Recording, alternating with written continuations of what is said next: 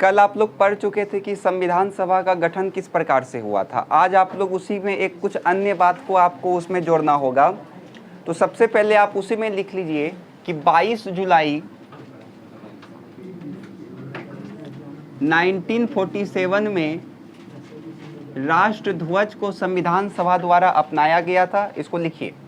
और फिर 24 जनवरी 1950 में राष्ट्रगीत, राष्ट्रगान और इसी समय डॉक्टर राजेंद्र प्रसाद भारत के प्रथम राष्ट्रपति बने थे। तो इसको आप लोग लिख लीजिए, उसी टॉपिक में लिखिएगा, कल वाले टॉपिक में। अन्य बातें लिख करके आप डैश दे करके लिखिए कि 22 जुलाई 1947 को संविधान सभा द्वारा राष्ट्र ध्वज को अपनाया गया। फिर स्टार दे करके नीचे लिखिएगा 24 जनवरी 1950 को संविधान सभा द्वारा राष्ट्रीय गीत एवं राष्ट्रीय गान को अपनाया गया। और इसी समय डॉक्टर राजेंद्र प्रसाद भारत के प्रथम राष्ट्रपति बने। डॉक्टर राजेंद्र प्रसाद भारत के प्रथम राष्ट्रपति बने।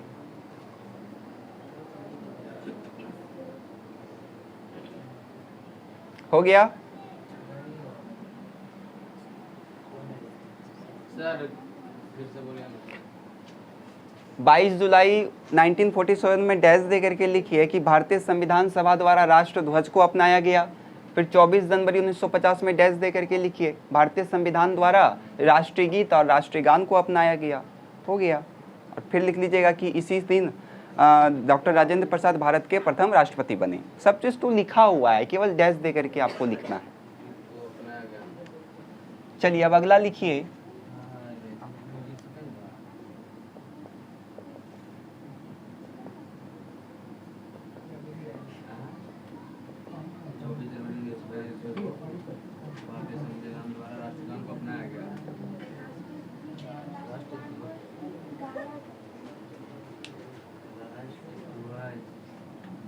अगला हेडिंग दीजिए, संविधान की प्रमुख समितियां।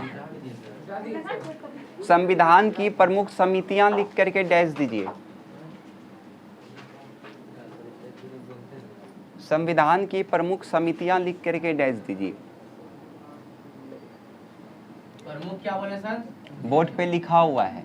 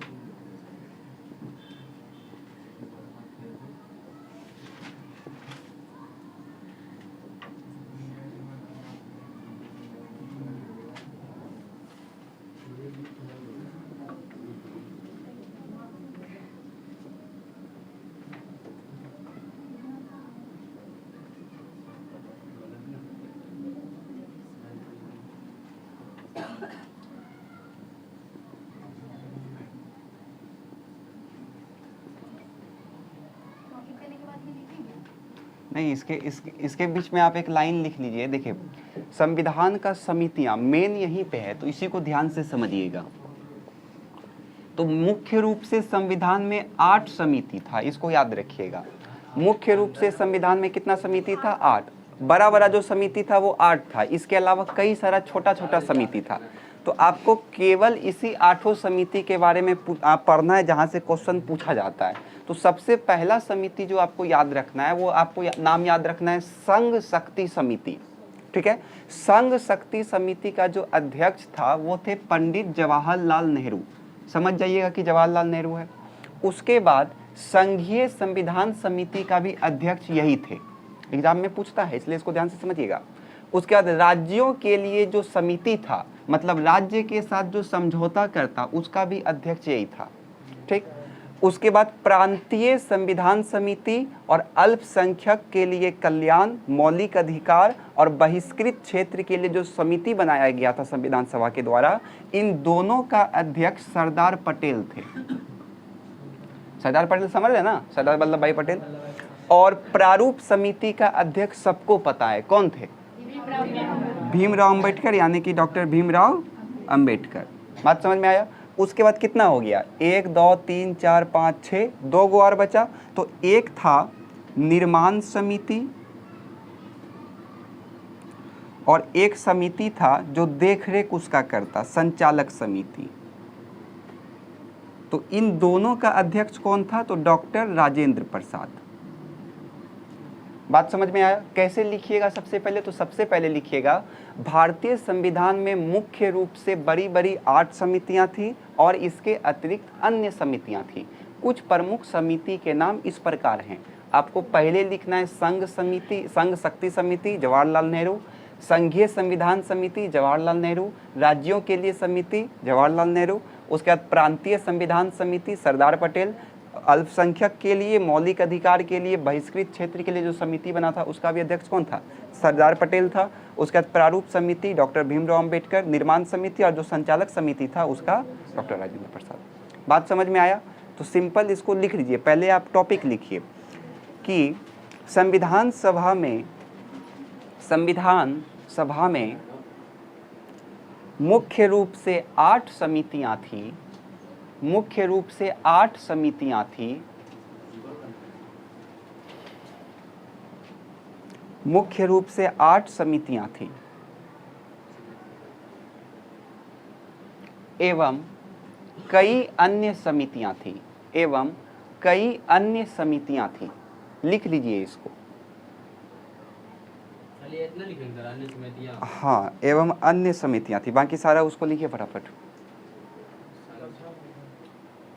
याद भी करेंगे इसको।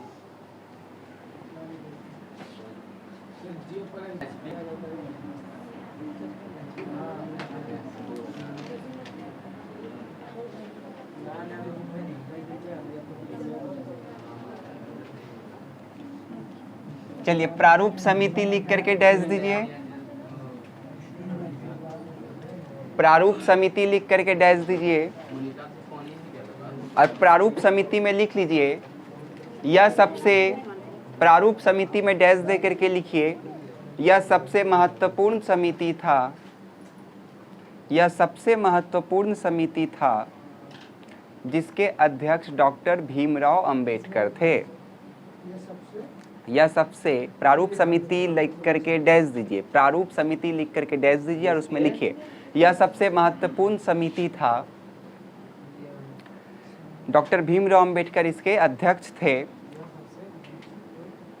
29 अगस्त 1947 में डॉक्टर भीमराव अंबेडकर इसके अध्यक्ष थे। 29 अगस्त 1947 में इसका गठन किया गया था।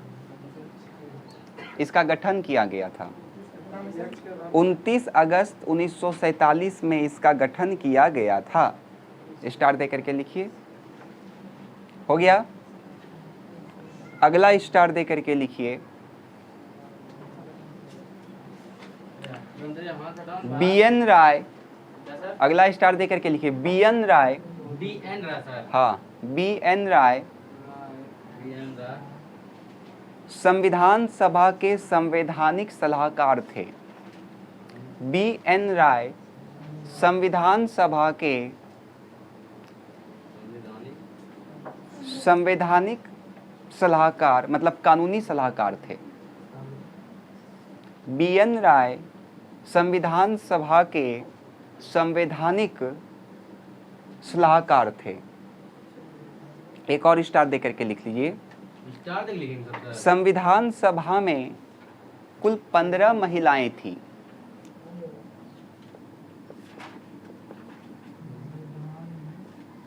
15 सर।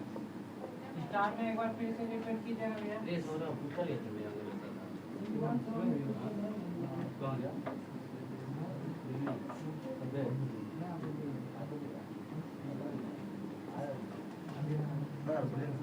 क्या फिर से स्टार वाला बोलेंगे? संविधान सभा में कुल 15 महिलाएं थी।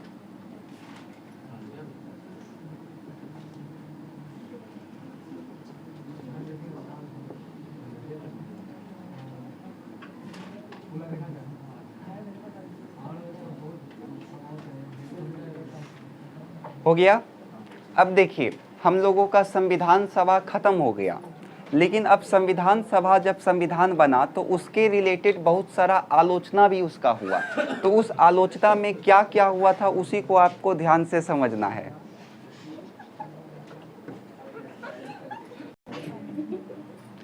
हाँ, तो हमने आपको क्या बताया कि जब संविधान सभा का निर्माण हुआ या संविधान का गठन हुआ तो उसके बाद उसका कई सारा क्या हुआ था, तो आलोचना भी हुआ था। तो किसने क्या कहा था उसी को आप ध्यान से समझिएगा।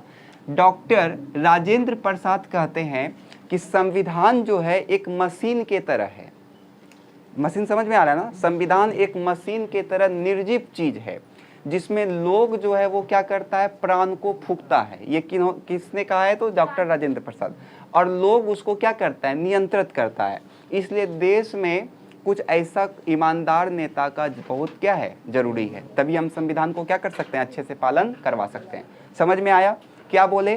तो डॉक्टर राजेंद्र प्रसाद ने कहा कि एक संविधान और एक मशीन एक निर्जीव वस्तु के तरह है, एक निर्जीव चीज के तरह है जिसमें लोग क्या फूंकता है, प्राण फूंकता है, और लोगों के द्वारा इसको नियंत्रित किया जाता है। इसलिए देश में कुछ ईमानदार नेताओं का जरूरत है। ये किसने कहा था?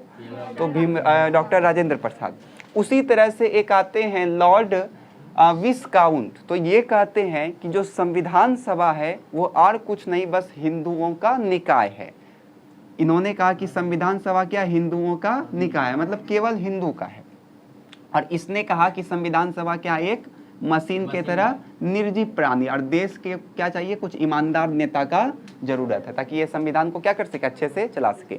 उसी प्रकार से एक आइंस्टाइन आते हैं, वो कहते हैं कि संविधान सभा कांग्रेस का है और कांग्रेस भारत का है। ये किसने कहा? तो आइंस्टाइन ने कहा कि संविधान सभा कांग्रेस का है और कांग्रेस भारत का है। आया समझ में? एक और आते हैं, उनका नाम था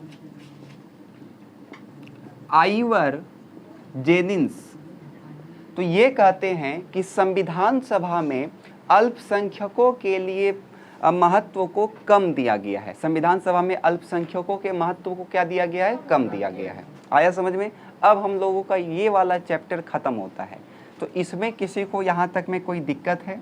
एक एक गो कोड वर्ड आपको याद रखना है। जैसे अल्पसंख्यक आ जाएगा कथन में तो आप समझ जाइएगा वो किसने कहा है, तो आइवर जेनिंस ने कहा है। अगर आ जाएगा कि कांग्रेस का है तो आप समझ जाइएगा आइंस्टाइन ने कहा है।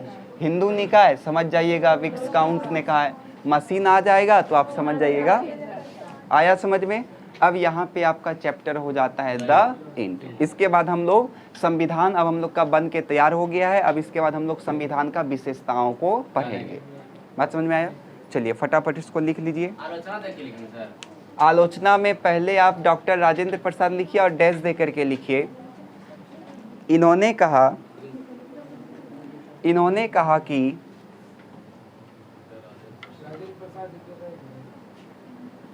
कहा कि अब डबल इन्वर्टेड कोमा स्टार्ट, एक संविधान कोमा एक मशीन दोनों निर्जीव चीज है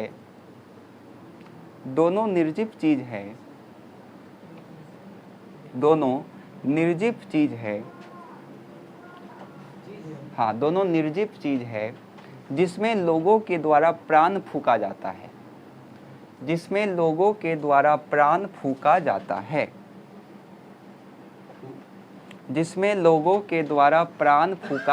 है। हो गया? और लोग नियंत्रित करते हैं।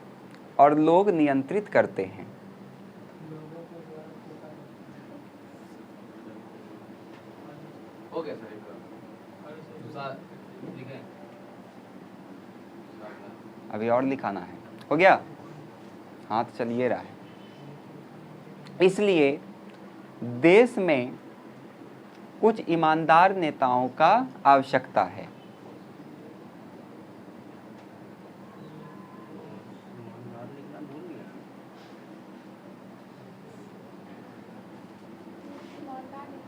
ईमानदार नेता का जरूरत है। हो गया? जरूरत सर। चलिए अगला लिखिए। लॉर्ड विस्काउंट। लॉर्ड विस्काउंट में डैश दे करके लिखिए। Double inverted coma start. संविधान सभा बस एक हिंदुओं का निकाय है। संविधान सभा बस एक हिंदुओं का निकाय है।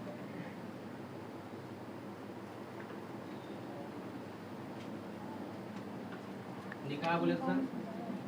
जरिया। हाँ? उसके बाद लिखिए आस्टीन में। हो गया सर बोला? हाँ आस्टीन। आस्टीन में डैश दे करके लिखिए संविधान सभा कांग्रेस का है और कांग्रेस भारत का है। संविधान सभा कांग्रेस का है और कांग्रेस भारत का है। संविधान सभा कांग्रेस का है और कांग्रेस भारत का है।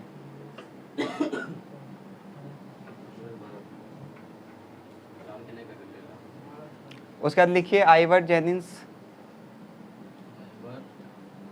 क्या लिखा सर? जेनिन्स। हाँ जी। इसमें लिखिए, और कांग्रेस क्या बोले थे? इसमें डैश दे करके लिखिए हाँ सर। राष्ट्रवादी प्रतिक्रियाओं ने राष्ट्रवादी प्रतिक्रियाओं ने संविधान में अल्पसंख्यकों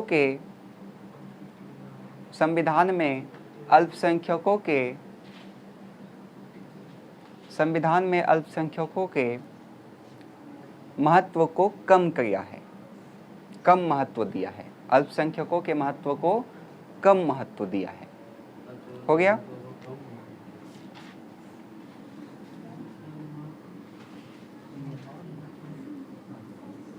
आपको पता है हम लोग का देश का संविधान को अंगीकृत कब किया गया था?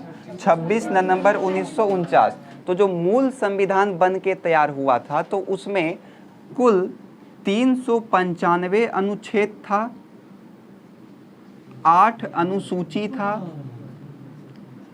और 22 भाग में ये बटा हुआ था। ये मूल संविधान का बात कहा जा रहा है। बात समझे?